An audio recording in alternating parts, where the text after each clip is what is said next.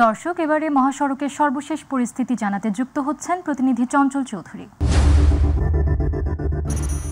ধন্যবাদ। ঈদের আরও এসে মাত্র কয়েকদিন বাকি। এর মধ্যে কিন্তু ঢাকা ময়মনসিংহ মহাসড়কে গাড়ির চাপ কিন্তু অনেকটাই লক্ষ্য করা যাচ্ছে। এই মুহূর্তে আমি ঢাকা ময়মনসিংহ মহাসড়কের গাজীপুরের চান্দনা চৌরাস্তায় অবস্থান করছি। আমি যদি এই মহাসড়কের যে গাড়ির অবস্থা দেখাতে চাই, তাহলে সকাল থেকে কিন্তু গাড়ির চাপ কিন্তু ক্রমান্বয়ে বাড়ছে। এই মুহূর্তে ঢাকামুখী যে লেন রয়েছে সেখানে কিন্তু গাড়ির ধীরগতি লক্ষ্য করা যাচ্ছে এবং সময়ের সাথে সাথে সেটা কিন্তু বাড়ছে। আমি যদি অন্য পাশে, অর্থাৎ যেসব গাড়ি ঢাকা থেকে বেরিয়ে যাচ্ছে সেটি দেখাতে চাই, তাহলে এই পাশে কিন্তু গাড়ির চাপ অনেকটাই কম রয়েছে। এবারের ঈদযাত্রাকে সামনে রেখে গাজীপুরের পুলিশ প্রশাসন এবং হাইওয়ে প্রশাসনের পক্ষ থেকে নানাবিধ যে কার্যক্রম সেটি কিন্তু নেওয়া হয়েছে, যাতে এবারে ঈদযাত্রা অনেকটা নির্বিঘ্ন করা যায়।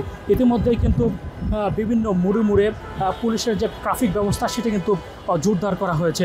আমি আপনাকে আরেকটি বিষয়ে জানিয়ে রাখি যে এবার ঈদকে সামনে রেখে বিআরটি প্রকল্পের কয়েকটি ফ্লাইওভার সেটি প্রতি বিশেষ নজর দিয়ে পুলিশ প্রশাসন কিন্তু কাজ করছে।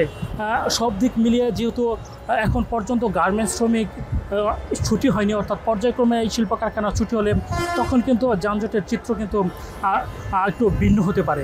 সব কিছু মিলিয়ে এখন পর্যন্ত গাজীপুরের যে চিত্র সেটি কিন্তু স্বাভাবিক রয়েছে। গাড়ির যানজট হালকা থাকলেও কিন্তু তেমন বড় ধরনের ভোগান্তি নেই।